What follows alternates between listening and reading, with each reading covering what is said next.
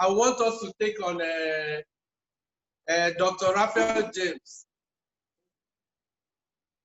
Dr. Rapheal James.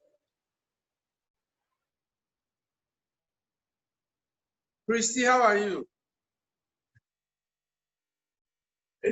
Hang on.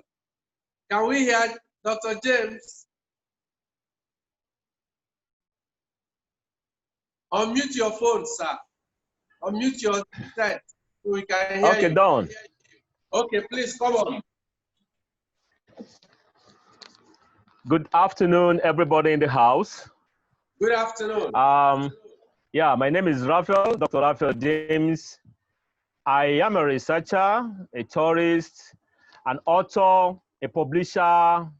I am so many things in one. So most of the time, I actually don't even remember what I am again. But here today, I'm going to talk about tourism. We are discussing tourism. And I've visited 32 states so far. The remaining states that I've not been to is because of my last experience when I went up north. I had a one-on-one meeting with the Boko Haram guys, and it wasn't very funny. I'm not going to discuss that here for now. Then out of 32 states, I've been to about 300 tourist sites across the country. For me to select five places I want to talk about today wasn't that easy for me. But so what I'm going to do is I actually picked 5 fascinating places that I know a lot of people have not been to, and that is where I want to make my focus on for the discussion. I'm going to start with the birthplace of Ajay Crowther. Most of us have heard of Ajay Crowther, the first bishop of the Anglican bishop in Africa, and the same guy who wrote the Yoruba dictionary and wrote the Bible in Yoruba language, Igbo language, and the rest of them. Ajay was a great African citizen, one that we have to respect and appreciate in practically everything we do. But I'm so sorry to say, with my experience, when I visited his village, that should be Oshogun. I don't know how to pronounce that. Oshogun in Iseyin, local government of Oyo State. What I saw there, I got very disappointed. Like the photograph you're seeing now on your screen, that is the remains of the house where Ajay Crowther was given birth to. That's the remains of that house still there. If you watch closely, they have 4 pillars. They have 4 irons with the canopy on top of it. I've done letters to Oyo State government. I've done a letter to the Anglican Church requesting that a place like this should be preserved for historical reasons and historical purposes. It's so disappointing that this place is going to be wasted. Is one place where I'm sure if it was in Jerusalem or the others, a lot of Christians would have been going there to go and worship and pay homage to our Savior Lord Jesus. Then we have it in Nigeria. We are not appreciating it. For me to get to Iseyin, I went by road. I drove to a particular. In fact, we drove almost to Ajay Crowther's family house. The only difference now is that people have moved because of civilization, so to say. People have moved from the inner village to the outer town. So we now have to walk. And they took a bike. My tour guide said he was going to take a bike, and I told him that I wanted to have fun. So I was walking behind the bike since he said it was very far. So we walked down to that place. You saw the house. Then there's the tree. The tree I'm standing by is over 218 years old. That is the tree. When Ajay Crowther was captured by a young boy, he was tied to this tree before he was taken into slavery. So what I did in working out the number of years the tree have stayed was, I look at the period Ajay Crowther was captured into slavery. Then I gave 20 years to the tree. I was like, okay, if Ajay was captured in 2020 and the tree was already 20 years, because for Ajay to be tied to that tree means the tree must have been strong enough to hold him not to escape. And besides, he was not the only one. I think history have it that about 15 of them also were captured from their village at that point in time. So that tree is still standing. What Oyo State government did at the point, I was rightly told, there was a time they wanted to fence it. But even the fencing, the blocks are too close to the trunk of the tree that the root of that tree would destroy it. What I would have expected them to do was give it some distance, about 50 meters or 100 meters, and fence it and make it a beautiful tourist site so that people can actually go there to appreciate our history. Because of time, I know we're being given 10 minutes, so I'm going to walk based on time, but I like giving the time. So from Oyo State, I am going to move over to Kwara State. In Kwara State, I'm going to tell you about the Kuta Kingdom. I was at the Mount Brabakini. Mount Brabakini is in Okuta Kingdom in Oyo State.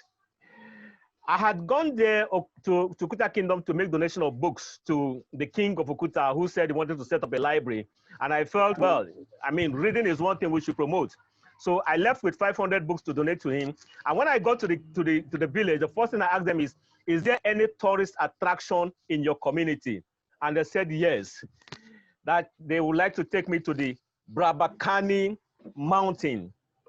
And when I got on top of the Brabakani Mountain, which is about 500 feet high, I was amazed with the kind of historical material that are stored there that Nigeria as a nation don't appreciate today. Okay, the photograph you're seeing now, that is the remains of the fence between Oyo Empire, old Oyo Empire, and the Dahomey Empire. Then there was no Nigeria. Now, what the Oyo Empire did was the whole empire was fenced around. For you to enter into Oyo Empire, you have to either climb through the fence if you the fence, which was not actually possible then. So this is the remain of that fence still standing today. If you go back into history, you will discover there was a lot of war between the Dahomey Kingdom and Oyo Empire. There were wars and wars. So that was the essence of building those fences. Now, the photo you are seeing, that is an armory still standing as I talk to you. This is the remains of the West African Frontier Force. The West African Frontier Force was the force that was set up by Lord Lugard, which he used basically for our colonization. And here, because of the challenges between the Dahomey Kingdom, which is now Benin Republic, and what was going to become Nigeria, or your empire, West African Frontier Force soldiers stayed here, and they had their ammunition buried there. There's no entrance for you to go into that armory. You have to climb through the rock. In fact, funny enough, I went there with my son, who was about 13 years old then. He was faster to climb, probably because of his age. And when I eventually climbed into the place and descended in, for me to come out, I missed my step. It was the grace of God that I did not remove part of my, is it 32 or 36 I have in my mouth. But thank God, the journey was wonderful. So from Okuta Kingdom, I'm going to talk about the Forest of 1,000 Demons. The Forest of 1,000 Demons is located in Ondo State. I heard about the Forest of 1,000 Demons the first time while I was working with Chief Alex Akele as a special assistant. And I was writing his biography, and he told me the story of, as a young man, he was coming back from school and he heard sounds coming out from the bush, and he thought there were ghosts coming out. And by the time he ran home, he told his parents, and the father was like, "Don't you know you were passing through the Forest of 1,000 Demons?" So that interested me, and I was eager to go there. The first time I put up a post on social media that I was going to the Forest of 1,000 Demons, some of my friends who were actually very, very close to my family, to my wife, called my wife and pleaded with her not to allow me to go. So my wife started speaking and said, "Please, I should not go." So I accepted, and I stayed at home. About a month after that, I knew that the tension had cooled down. I thought I was going on my normal crazy tour, and I left for Ondo town. I got to Okeigbo, and I asked them, "How do I access the Forest of 1,000 Demons?" I've read about it in Fagunwa's book. And I wanted to confirm, is it true? Is it real? Is it actually existing? And behold, it is existing. I was introduced to the chief priest, who told me that he was going to take me. In fact, to be honest, we said to him, he did not charge me to take me there. I was the one who volunteered that. Yeah, that's the chief standing by me on the yellow t-shirt. I was the one who volunteered the pen to take me there. I felt I needed to give him something. So we did about 30, 45 minutes drive on the bike from the Okeigbo town to the gate of the forest. And when we got to the forest, there's a gate. So he opened the gate, we walked through, and I asked him repeatedly, "Are there demons in the forest?" He said, "Well, I wouldn't know until you get there and you find out." Okay, that is near the entrance of the staircase leading to the entrance to the forest. He said, "I wouldn't know until you get to the forest." Well, one thing was, I was assured of one thing. If the demon there is going to attack you before he will attack me. And even if he's going to attack me, they probably plead with them in their language to let me go. So I was eager to go in. So at the entrance, there's a stone. There's a stone just as you walk in. He said, I should make a prayer. I should drop a coin. Of course, we don't use coin again. So I was forced to drop a note. So I dropped a paper, a currency note, and he said, make a request, tell the stone whatever you want.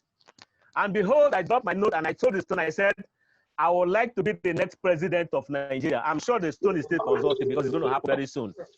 So from there, we walked into the forest and he took me to different parts of the forest. Now, there's some amazing things I saw there. I saw bones. I don't know whether they're bones of human beings that were eaten up by the demons or whatever. I saw empty shells of snails because there's this story that the snails in the forest are bigger than the tortoise. Obviously, I did not see a snail that is bigger than a tortoise. Well, maybe a baby tortoise is possible. Then after going around the whole place, he said he was taking me to the market. And I was like, market? He said, yes. He said there's a market called the Market of the Witches in the forest. So I said, okay. And unfortunately for me, at that point, there's no network. So I couldn't call my wife to tell my wife that, oh, okay, I did not obey you again to see where I am and see this is what is happening. So we got to the forest of 1,000, we got to the Market of the Witches. When we were there, something happened to me. I must state this categorically clear. I'm not sure what happened. I'm not saying I saw a demon. I said, what happened was that my assumption was that an ant flew into my eye. But I discovered that my right eye became reddish, very, very reddish, and it was very, very pepperish. So I told the chief priest, I said, something happened to me, something entered my eye. He said, no, nothing entered your eye. They want to give you a message. And I was like, who wants to give me a message? He said I should calm down. I should close my 2 eyes. Now, how do I close my 2 eyes when I was inside the forest of 1,000 demons? Then he assured me. So I closed my 2 eyes. Then I opened it because it didn't really last long. I was a little bit worried. I opened my eyes and my eyes cleared. He said, did I get any message? Sincerely, I'm not sure. Maybe I did, but I told him I wasn't sure. He said, they get the message. So from there, he took me to the tree of, there's a tree there with 100 roots. He said in the olden days that when hunters manages to enter the forest of 1,000 demons and they walk through the whole night, that is the only place they can sleep. So there's the tree is formed in such a way that you can actually rest on it. So I told him, I said, okay, you rest on the tree. He did, and when he came out, I also lied down on top of the tree and I rested. Okay, from a forest of 1,000 demons, I am going to Enugu State. At Enugu, I visited a whole lot of places, and I don't want to talk about all of them, but there's this place that I think is of great interest to the Enugu State government, to the federal government of Nigeria, and to tourism in totality. And that is the Onyama mine. The Onyama mine is one of the earliest mines that was built in Nigeria. In fact, Lord Lugard visited the Onyama mine in 1915. Because, you know, when the World War eventually started and Britain needed the help of Nigeria, or rather of what became Nigeria, coal was one of the instruments that Britain used to fight the war and won the war. So Onyama mine became very popular then. The Onyama mine has collapsed for a long time now, and nothing is happening there. Just the remains of some of the buildings or some of the materials they used in constructing the mine is there. So I explored it, though I was a little bit worried because while we were going into the mine, some of the villagers who saw us leaving the village into the bush part of it told us not to go, that it was actually not safe. But I assured them that for whatever reason, I felt it was actually safe. When we got there, we saw what we would probably describe as hoodlums. Yeah, we saw what we would probably describe as hoodlums. So on this note, I'm actually going to say it's not really safe if you're going alone, but if you're going in a group, it should be safe because you'll be able to talk your way out. The guys we saw there, some of them were smoked weed, and all I did was I just wrapped them up. We talked, you know, I told them I'm like one of them. Can I have some stick to smoke? Obviously, I've never smoked a cigarette in my life. So they all laughed. I said, okay, I'll find us something. So I gave them something. And they were even the one who eventually became my tour guide in the place. So they took me around and showed me some of the offices, part of the offices are still standing. On this note, I want to say something. The federal government, Enugu State government in particular, can turn this place to a tourist heaven. It will bring a whole lot of money for the state. Because it's one place, people who understand the history of Nigeria, people who understand the history of the coal mine industry, people who want progress for this country would like to visit to see how things were run on that place, in that place. On a final note, I'm actually trying to rush and meet up with time. I want to talk about somewhere that somehow some emotional attachment to it because it's actually my center. I want to talk about the Creamed Museum of Nigerian History. I run the Creamed Museum of Nigerian History. And I always brag to tell people that it is the richest museum of Nigerian history as far as Nigeria is concerned. In my museum, I have a total of over 40,000 photographs telling the story of Nigeria, dating back to 1884, the Berlin West African Conference. Berlin Conference, yes. Photographs of the conference, several photographs of the conference, and I have photographs running up to date there. I have books. There's a total of 322 biographies of Nigerians in the museum. I have books on Nigerian history. I don't know, maybe about 400 books on Nigerian history I've been able to buy over the years. We have Nigerian currencies. When I say Nigerian currencies, I mean Nigerian currencies. From my oldest currency is 1926. The first set of currencies that were issued in Nigeria by the colonial master is dated 1912. I don't have the 1912, I have 1926. I have notes of the West African Currency Board, even before Nigerian currency were issued. I have some other things that were used, like the copper money that was used in places like Iku, in Calabar. I have the tobacco money that was used, and it's actually open for schools. Schools do come for excursion. In fact, most students come there to learn Nigerian history, from secondary schools to university levels to polytechnics. They come around. I also have Nigerian stamps. I should say this on notes here. I need somebody to prove me wrong. Beside the Philatelic Club in Lagos, my museum is probably the only other museum open to the public that is hosting Nigerian stamps. I have over 600 samples of Nigerian stamps that are exhibited in the museum. I have old 1922 phone. I have a vintage camera dated back to 1884, which is also in the museum. I have collection of old Nigerian musics. The records, that's the LP, or the we used to call album. I think I have about 280 something so far. I have CDs, I have cassettes, most of them on Nigerian music, because what I do basically in the museum is I focus on the museum. Now, if you can see on the screen, now I'm holding a bottle here. This bottle is an original snap bottle that was used in the exchange of slave trade. This particular bottle is dated 1900. I got it in oh my God, I got it in Edo State. Sorry, I got it in Delta State when I visited, and I also have two other ones that were donated to me by two friends. One of them that actually came in from Germany.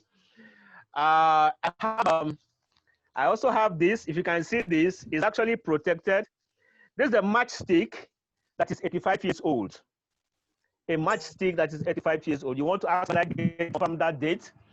I got this from a 1933 newspaper, set of newspapers I bought, published by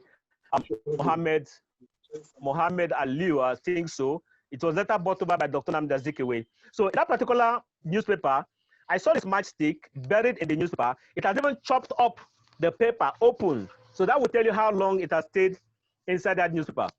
So beside those ones, like I said, I have old newspapers dating back to 1936. I have first editions of Nigerian Tribune, first edition of Daily Times. I have first edition of most magazines and newspapers published in Nigeria. They're all in the museum. If you can see this also, I got this several years ago when I never thought I was actually going to set up a museum. This should be about 290 years old. This is the remains of part of the brick that was used in building the first story building in Badagry that was brought in by the Portuguese. So what they did was, after the building, the part of the bricks that were remaining were deposited somewhere around the building. And during one of my visits back in the 90s, that was when I saw this. I got interested in it, and I asked them, can I have this? And they said yes. I took it.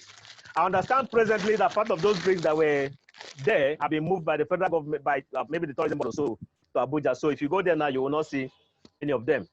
So on that note, I want to say this. Mr. Kachi, I want to commend you for what you're doing for Nigerian tourism.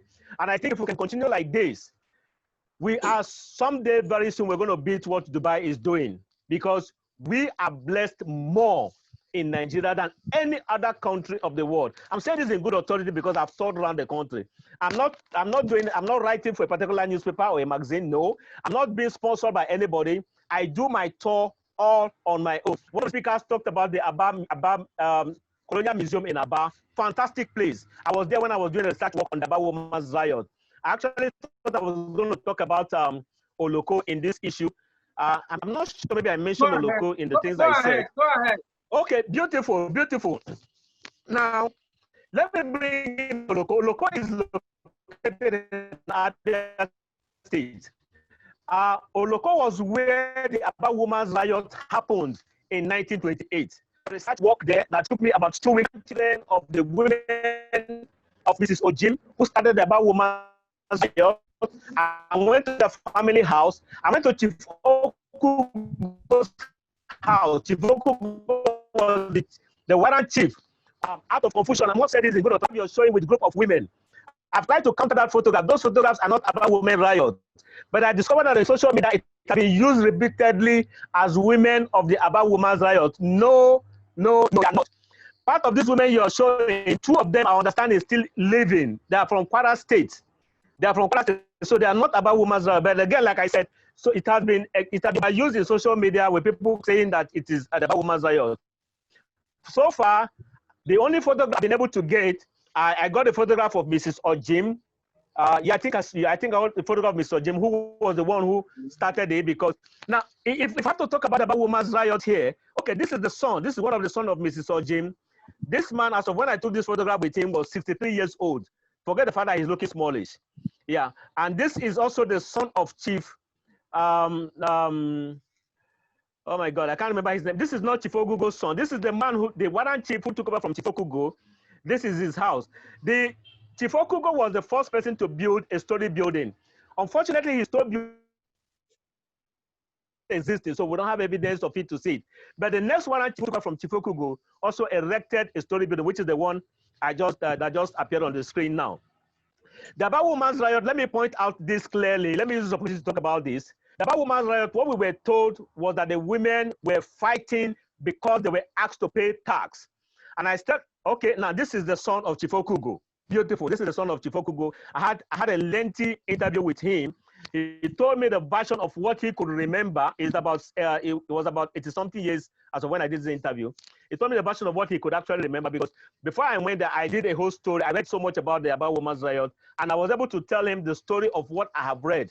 There's some areas where he did a counter, and there's some other areas where he did a collaboration of the existing story.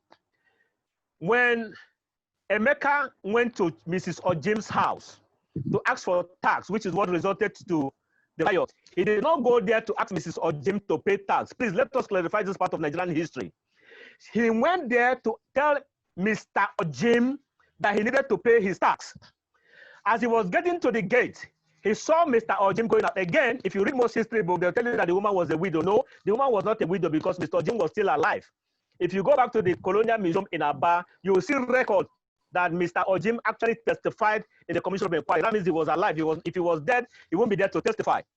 Now, Mr. Emeka saw Ojim going out, and he asked him, he told him, he said, I've come to collect tax from you. And the man said, go and meet my eldest wife in the house. She will give you the tax money. On getting inside, Emeka met the youngest wife. She was doing palm oil. The eldest wife was inside the house. The youngest wife knew who Emeka was as a tax collector representing the warrant chief. So the moment she saw him, she got flared up, so to say, and she confronted him. What have you come to do? You know my husband don't have any job to do. Why are you collecting tax from him? Invariably, you're telling me that is presently the one managing the house. Okay, that is on my way to Oloko. When I went, because I had to visit the court. I visited the court where the judgment, where the warrant chief was using, inside the court. Now, the other photograph. The one of the building that was inside the court, I was inside the court. So, Mrs. Ojim said, you know, I'm the one taking care of the family. So for you to come to ask for tax money, that means you're telling me to pay tax. And I said, madam, you know what the law says. It is not me. I am only delegated to pay tax. Jim held Emeka's white short sleeve shirt because he was on short sleeve white and a short sleeve with a palm oil hand. And she started screaming, "My people, you bush should come, oh, Emeka has killed me." And before he knew, the women within the community gathered. And they asked what happened. He said he came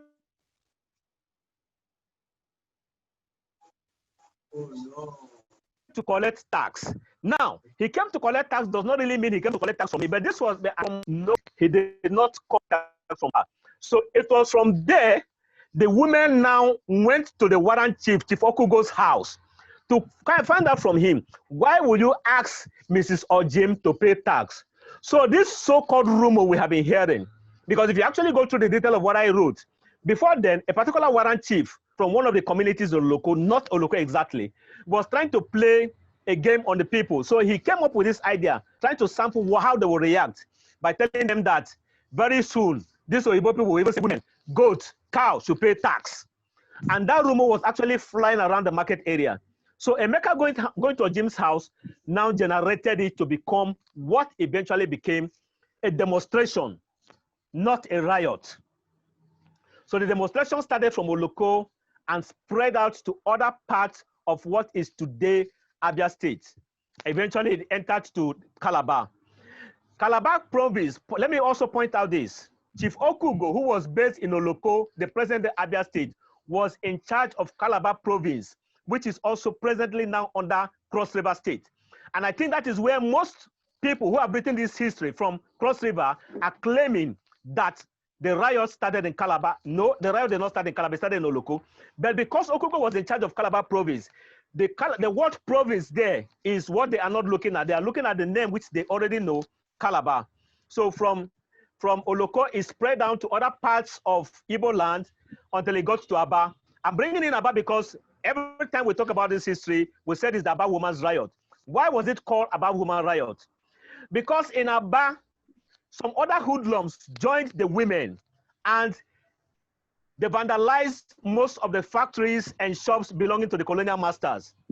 As far as the colonial masters were concerned, these were the business. And for you to vandalize it, that means you have actually done a riot. And that is why it is called the Aba Woman Riot. Otherwise, it probably would have been called the Oloko Women Demonstration. Eventually, it got into Calabar, and in Calabar, it was something else because it was actually in Calabar that a whole lot of killing was done because history have it that more hoodlums joined in Calabar and there were more vandalization in Calabar, which led to an open shooting.